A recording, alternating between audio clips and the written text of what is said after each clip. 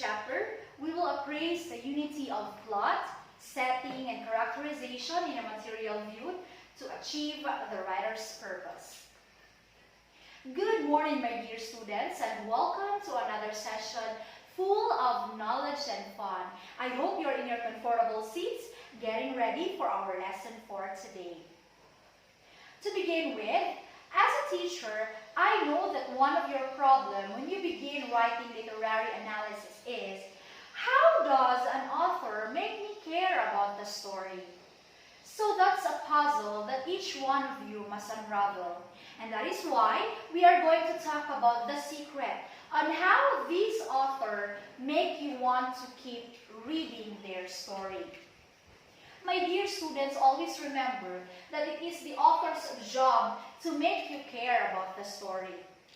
Yes, you heard it right. It's their job. So the question is, how did he or she actually did it?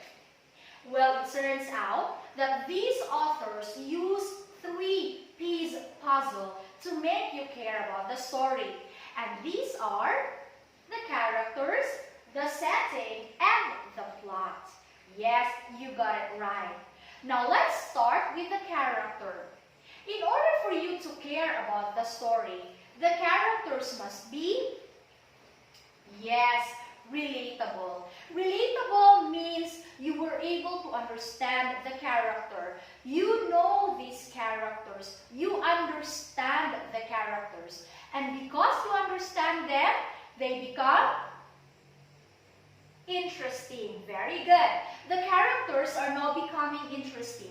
And because you're interested with the character, you keep on reading. The next is, the characters must also be realistic. Yes, very good. Realistic. When we say realistic, they become real. Like for example, fiction characters, a vampire. Even if they are not real, but because they act as we are, they act as humans, they become realistic.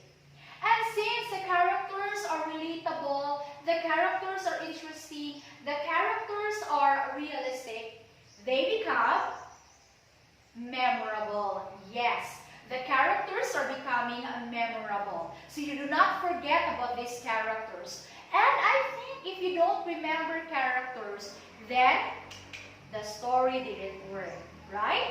Okay, now let's move on to the next piece puzzle, and that is the setting. Very good. When we say setting, it is very important in the story. You see, the authors will make use of words to describe things for us. They will use imagery. So when we say imagery, these are the words that will make us see, that will make us touch, that will make us smell, that will make us hear, or even that will make us feel things being described by the author. So that's how setting important. And I guess setting adds color to our story. Setting adds life to our story. All right, now let's move to the last piece puzzle, and that is plot.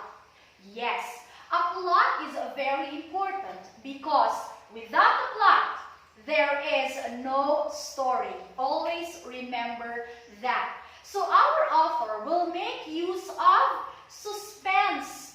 They will include suspense in our plot, like the feeling that you do not want to get out of your seat, the feeling of the seat is already taken over by the words you have already read.